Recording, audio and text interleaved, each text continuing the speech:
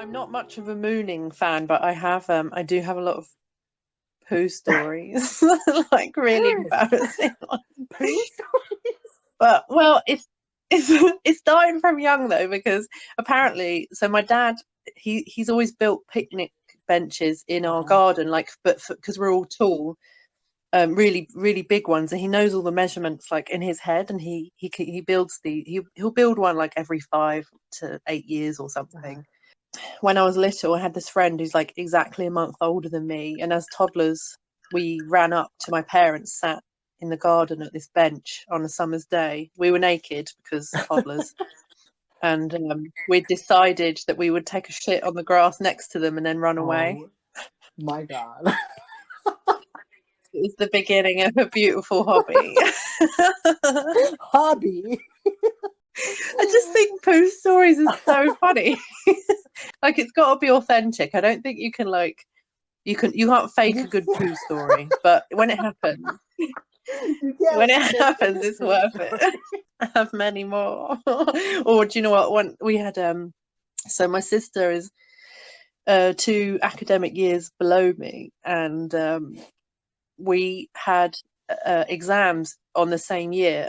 When I was 18, I'd done my A levels, and she was 16, and she'd done her GCSEs. So that summer we had like an exams party at the house, and I was there with my best friend. She and I have been best friends since we were 14, so close to 20 years. And we were at the end of the garden. She was dating this guy at the time who was married. And she was on the phone to him, and he was being really like unreasonable. And while she was on the phone, I was holding her glass of wine and was mine. being unreasonable. He was a bit scary, I have to say. And I was holding her wine, and she got off the phone. I went to hand her wine, and she was like, just hold that for a minute. And we were at the end of my garden, and it was dark, and it was just the two of us at the end there. And she basically pulled her pants down and just peed next to the apple tree that we were standing near. And I was like, oh, okay. And then because I heard her go, she pulled her clothes back up, and then I handed her both of our wines because I needed to do the same. The only thing was that I was too drunk to like really think about what I was doing, and I was so relaxed that I just forgot where I was. And then I just heard her voice going, "Are you having a shit? And I was like, oh fuck, I am.